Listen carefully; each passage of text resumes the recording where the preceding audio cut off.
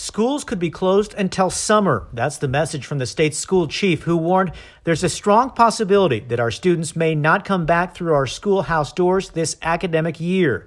State education officials told school districts to prepare their distance learning plans by April 13th. We want students to have as well-rounded of a learning opportunity as they can. The state created sample lesson plans outlining what remote education will look like.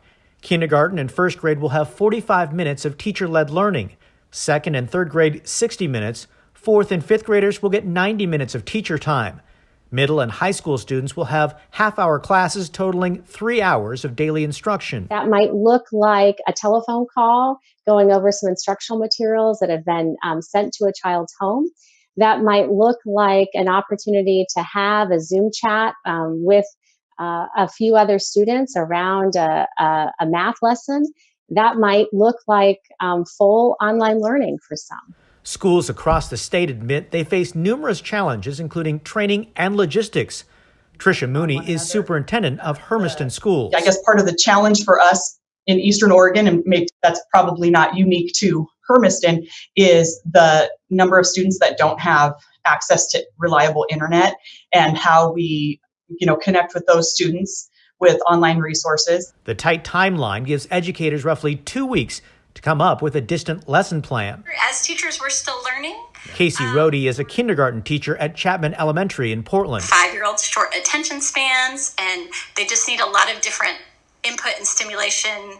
And you got to be able to read the room, and you can't read a digital room. Teachers suggest they're up to the challenge, but parents and caregivers play a critical role as many families convert bedrooms and kitchens into everyday classrooms. Okay, Kyle Boshi joining us now. And Kyle, I applaud what educators are doing here, but I can't help but think it's almost impossible to imagine every single student having an equal opportunity. I'm thinking of kids with slow internet or no internet, stuff like that.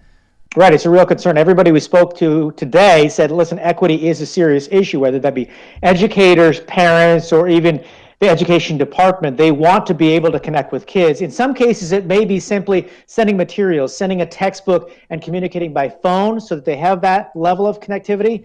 But again, not every kid does have high-speed internet around the state of Oregon.